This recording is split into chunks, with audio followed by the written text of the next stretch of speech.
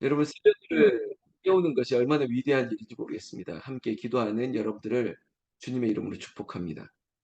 여러분 민수기 19장 여러분 가지고 있는 성경 아니면 또한 우리가 지금 참고로 보고 있는 매일 성경 제목으로 본다면 성경의 제목과 똑같습니다. 붉은 암송아지의 재 이렇게 써 있습니다. 좀 특이한 거죠. 붉은 암송아지의 재. 여러분 이 민수기 19장을 그냥 지나칠 수 없습니다. 왜냐하면 이 붉은 암송아지 제가 무엇을 이야기하는지 그리고 그 의미가 얼마나 중요한 것인지를 우리는 지금부터 나누어 보도록 하겠습니다. 자, 하나님께서 모세와 아론을 불렀습니다. 그리고 말씀하신 거죠. 하나님은 우리에게 말씀하여 주십니다. 그리고 당시에 모세를 통해서 또 아론이 대제사장으로서 이스라엘 백성들에게 영적 제사를 통해서 그들에게 되어나는 지금 목사처럼 설교하는 것처럼 말씀을 전달하게 되었던 것입니다. 그러면 이번에는 무슨 말씀을 하시냐? 여호와께서 2절에 보면 명령하시는 법 그리고 율례 여기에 대해서 또 첨가하시면서 말씀하고 있습니다. 분명히 이런 율례와 법을 말하는 것은 무슨 근거가 있을 것입니다. 특별히 이스라엘 백성들에게 향하는 것이니까 이스라엘 백성들에게 여러분 법은 좋은 것이냐 나쁜 것이냐 했을 때 여러분 지금 우리에게 있어서 성문법으로 있는 헌법이든지 어떤 여러 가지 법은 결국은 국민을 위한 것이고 그리고 피해를 막기 위한 것이고 그리고 약자를 지켜주기 위한 것이죠. 법의 제정 자체가 유익하고 좋은 것입니다. 하물며 우리 주 여호와 하나님께서 백성들에게 정하는 율례와 법도 이 모든 것은 결국은 좋은 것인 거죠. 백성들에게는 유익한 것이고 결국 이 법은 궁극적으로는 백성들을 살리기 위함인 것입니다.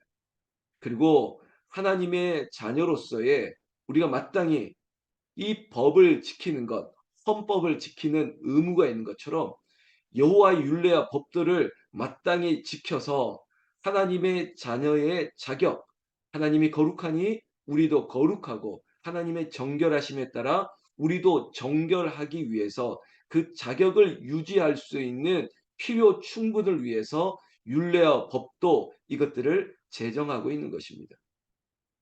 분명히 거룩함과 정결함과 하나님의 자격을 유지하는 법일 것인데 반대로 이야기하면 하나님의 자격을 갖추지도 못하고 그리고 하나님의 거룩함과 정결함을 상실하고 잃어가는 문제가 발생했기 때문에 그 문제를 해결하기 위해서 마치 우리로 얘기하면 입법부에서 이런 법을 제정하고 이러한 법을 시행함으로 말미암아 이런 문제를 보강하고 해결하자라는 취지에서 새로운 법이 만들어지는 거죠. 마치 기존에 있는 법을 악용해서 뭐 예를 들어서 전세 사기도 일어나고 그리고 요즘 뭐 소위 말하면 무슨 빌라왕 같은 그런 피해자가 속출하고 이 법의 사각지대가 있으면 다시 법을 보완해서 이 피해를 막고 이것들을 보완할 수 있는 또 다른 법을 만들어야만 되는 것처럼 지금 이스라엘 백성들에게도 야 이대로 두면 큰 문제가 생기는 것입니다. 특별히 어떤 문제였을까? 결국 구체적인 얘기 전에 얘기한다면 정결함과 거룩함을 잊었다. 더 쉽게 얘기하면 죄의 문제가 있다는 것입니다. 이스라엘 백성들 가운데 이 공동체 안에 죄의 문제가 있기 때문에 죄의 문제를 어떻게 단번에 해결하거나 아니면 그들이 감당할 수 없다면 그 죄의 문제를 해결할 수 있는 궁극적인 장치를 좀 마련해야겠다. 그런 거죠. 제가 좀 장황하게 얘기하나요? 나름 좀 쉽게 설명하려고 하는 건데 그런 취지가 있기 때문에 하나님께서 모세와 그리고 아론에게 법을 지금 얘기하는 겁니다. 근데 구체적인 시행령을 얘기하는 거예요. 자, 이런 법이다. 이스라엘 자손에게 일러서 온전하고 흠이 없는 그리고 아직까지 멍에를 한 번도 매지 않는 암송아지를 끌고 오라는 겁니다. 자, 아주 구체적이죠. 그래서 그 암송아지를 어떻게 하려고 하느냐? 지금 제사장 엘르아살에게 명해서 그것을 끌어다가 그리고 그의 목전에서 잡으라는 겁니다. 여러분 당시의 제사는 살아있는 동물을 죽이는 거였죠. 물론 이제 소재와 같은 곡식을 빻아 드리는 것도 있지만 일반적인 게 생축을 잡는 거였습니다. 아 이러면 이게 번제, 제사, 속죄, 속건, 화제 이런 방식일 것인데 좀 다른 것이에요. 이번의 방법은. 4 절에 보면 제사장 엘르아살은 손가락에 그 피를 찍고 자 여러분 자 이 지금 법의 시행을 좀 보시는 겁니다. 손가락에 피를 찍어 그 피를 회막 앞에 7번 뿌리라는 거죠. 지금 염소의 삐입니다. 암 송아지의 피를 뿌리는 겁니다. 그리고 나서 5 절에 보면 보는 데서 그 암송아지를 불사르게 하는데 가죽과 고기와 피와 똥을 불사른 겁니다. 그 완전히 그냥 한꺼번에 다 태워 버리는 거예요. 제가 이 얘기를 하는 것은 이번에 새롭게 제정된 이 붉은 암송아지 제라고 하는 제목의 이 법은 기존의 제사와 조금 다르다는 거예요. 기존의 제사는 제사장이 부정한 것들은 다 끄집어내는 거예요. 내장도 빼고 이것도 빼고 그래서 따로 이걸 불사르고 그리고 이 피는 쏟고 기름은 빼고 그리고 나서 불사르는 막 이런 이 특별한 규례들이 많았지 않습니까? 그런데 이번에는 그냥 한꺼번에 심지어 분비물까지도 다 불살아 버리는 거죠. 그리고 6 절에 보면 동시에 백향목, 우슬초, 홍색실을 가져다가 거기에다 넣고 한꺼번에 태우는 것입니다. 여러분 이게 바로 시행령이에요. 이게 도대체 뭐지? 암송아지를 피를 뿌리고 그리고 온통 다 불사르고 거기에 우슬초, 백향목 이러한 홍색실을 집어넣어서 같이 태웠다? 자, 이 설명을 하지 않습니까? 7 절에 7 절부터는 설명을 하는데 이거는 분명히 부정을 사하는 제사라는 겁니다. 누구의 부정이냐면 이스라엘 공동체의 부정을 제거하기 위해서 이런 법을 만들어 주신 거죠. 그러니까 좋은 것이겠죠. 왜냐? 이스라엘 공동체에 있는 마치 고라 자손이 범죄했던 것, 교만했던 것, 그리고 하나님을 원망했던 것, 모세를 대적했던 것, 기타 등등 이 하나님의 백성으로는 하지 말아야 될 이 죄가 해결되지 않다 보니까 하나님께서 이 백성들의 부정함을 제거하기 위해서 붉은 암송아지를 태워서 재를 만들어서 그걸 물로 만들어서 마시게 하면 죄를 씻어 준다는 거지 않습니까? 그러니까 굉장히 특이한 방법이고 그리고 모든 공동체의 죄를 씻을 수 있는 오늘 우리가 불렀던 찬송처럼 죄에서 자유를 얻게 함은 막 이런 찬양처럼 죄에서 자유를 얻게 하는 방식이었습니다. 여러분 이 방법을 하나님께서 이스라엘 백성들에게 마치 은혜의 선물로 주신 거예요. 여러분 이것이 구약의 예수 그리스도로 얘기한다면 여러분 우리 주 예수님께서 마치 이 희생의 제물이 되셔서 성경 신약 말씀대로 한다면 그 물을 마시는 자마다 우리가 목마르지 아니하는 거예요. 영원한 샘물이 되시는 그리고 저주의 나무의 십자가에 달리신 그 예수님이 대신 죽으심으로 말미암아 모든 인류에게 죄 사함의 은혜의 역사가 일어나게 된 거죠. 이렇게 연결해서 보는 겁니다. 자 그런데 여러분 이러한 이 부정함을 죄를 해결할 수 있기 위해서는 반드시 필요한 과정이 있습니다. 물론 붉은 암송아지는 죽어야겠죠. 그런데 그 제사를 통해서 얻어내야 되는 과정의 일시적인 헌신도 필요합니다. 이거 굉장히 중요한 거니까 오늘 우리가 이 의미를 교훈으로 삼고 기도하면 좋겠습니다. 7 절에 보면 제사장은 자기의 옷을 빨고 물로 몸을 씻은 후에 진영에 들어갈 것이라 그는 저녁까지 부정하리라. 이 말은 뭐냐면 이러한 제사를 집행하는 가운데 그의 몸이 더럽혀졌다는 겁니다. 그러면 저녁까지 그날만큼은 부정함을 안고 있다는 거죠.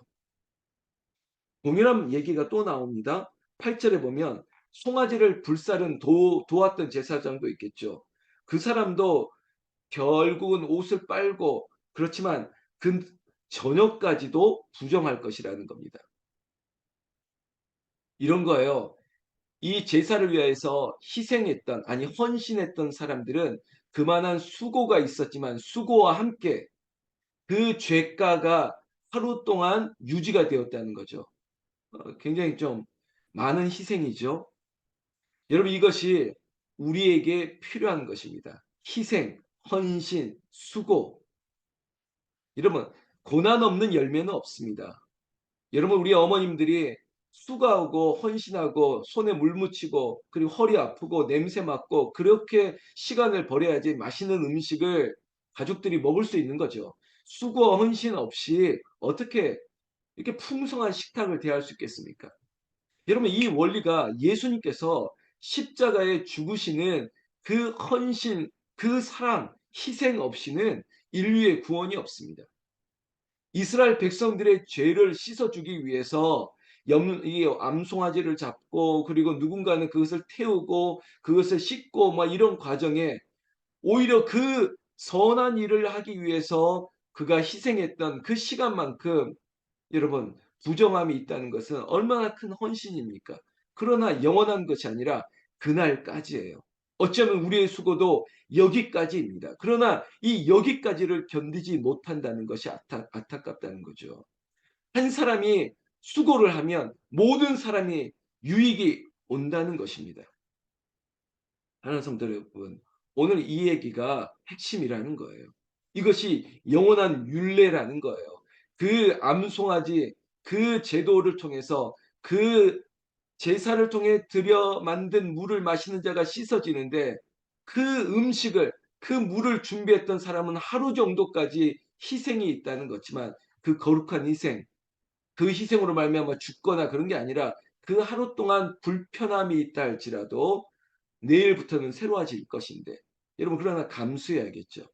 목사도 마찬가지고 장로님, 권사님 우리에게 있어서 영적 제사장의 역할을 하는 여러분의 가정에도 마찬가지예요. 우리의 새벽으로 이 시간을 깨우는 이 시간이기 때문에 버티고 견딜 수 있는 거예요. 우리 권사님이 어머님이 아버님이 그 가정에서 이러한 수고가 이 시간을 지켜낼 수 있었기 때문에 이 가족이 공동체가 살아날 수 있는 거예요. 희생 없는 열매는 없다고요. 고난 없는 그래서 이번 주를 제가 말하라고 하는 쓴물에 대한 설교를 하려고 그러는데 고난 없는 아무런 열매가 우리에게 유익이 되지 않습니다. 오늘 제사장이든 그것을 돕는 어떠한 제사장의 레위 지파든 간에 백성들을 위해서 이 제사를 위하여 저녁까지 나는 부정하여도 그래도 이 제사를 통해서 온 백성이 살아나니까 얼마나 위대한 헌신입니까? 여러분 목사도 모든 새벽을 깨우는 저와 여러분들이 교회를 위해서 이 시간을 헌신하고 수고하는 것이고 또 여러분들의 가정에서는 믿지 않는 가정이라 할지라도 내가 이 자리를 지키고 내가 더 영적인 수고가 있어서 결국 이 수고 때문에 우리 가정이 버티고 견디는 거죠. 이 원리 기억하십니까? 여러분 꼭 참고하시는 것은 레위기 앞선 구약의 레위기 16장에 보면 이와 비슷한 제도가 하나가 있습니다.